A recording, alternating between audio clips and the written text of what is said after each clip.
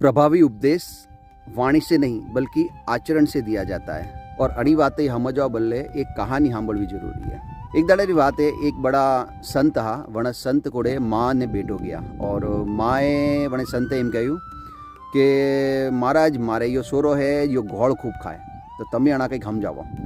महाराज M कहू कि भाई एक काम कर, 10 दाड़ा तू पासी आवजे आना सोरा लेन, आणि समस्यारो इलाज मु थारे करूं। वावे बाई परी गई सोरा लेन 10 दाड़ा पासी आवी। महाराजे वणा सोरा बेवडाव्यो ने बेवडावीने कह्युं बेटा कालो गोळ खाय मती। लगाई महाराज आमू जोई रही कि महाराज अतरी ज बात कहेवा बदले तमे 10 दाड़ा ले लीधा, ये बात तो तमे जनदाड़े भी कह सकता।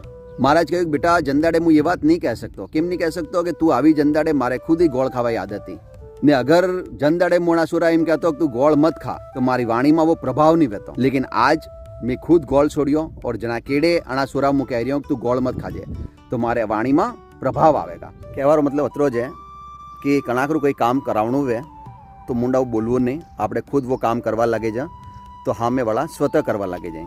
और अगर यो संभव नहीं वे कि आप ही करन वे करें ने बोलवू ज पड़ी रह्यु है तो जणी वेला बोली रह्या हो वणी वेला अणी वातरो खास ध्यान राखजो कि वे चीज तमारे आचरण में वे। आप ही खुद तो करे ने वणे कह रहा थी यो करजो तो वे कदी नहीं करे। गुरुत खाए काकड़ी ने सैलाई आले आंकड़ी, तो यो कोई जमवा वालू है नहीं। अगर वीडियो अच्छा लगा है तो इसे शेयर करना। धन्यवाद।